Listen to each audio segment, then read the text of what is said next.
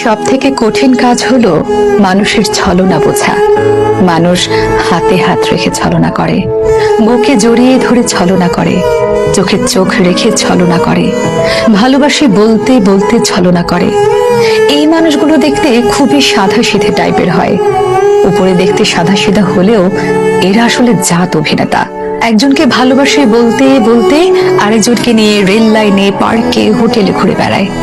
তাদের এসব নিজের চোখে দেখার পরও নিজের চোখকেই বিশ্বাস করতে পারবেন না। নিজেকে কুয়াশার ঘোরের মধ্যে মনে হবে, মেনে নিতে না চাইলেও ওটাই সত্যি। যখন এসব নিয়ে কথা বলতে যাবেন তখন নিজেই সবচেয়ে বেশি খারাপ থাকবেন, কারণ আপনার সাথে ঝগড়া হলে তার মন ভালো করার জন্য আরো দু চারজন আছে, কিন্তু আপনার মন ভালো করার জন্য আপনার কাছে শুধুই সে ছিল। আপনি সব জেনে শুনে মেনে নিয়ে ঠিক করতে চাইলেও কোনো কিছুই আর আগের মতো ঠিক হবে না।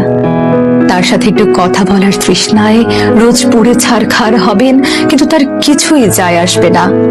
মাসের পর মাস যাবে, বছর কেটে যাবে, কিন্তু সে ভুলেও জানতে আসবে না আপনি কেমন আছেন, কেমন করে সহ্য করছেন তার দেওয়া বিরহ যন্ত্রণা।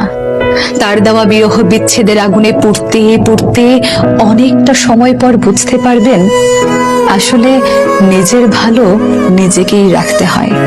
কারো উপর নির্ভর হয়ে থাকলে শুধু জ্বলে পুড়ে ছারখার হতে হয়। তারপর একটা পর্যায়ে ভালো থাকা শিখে যাবেন, তখন আগের মতো আর কাউকে সহজে বিশ্বাস করতে পারবেন না। বিশ্বাসটা একেবারেই মরে যায়।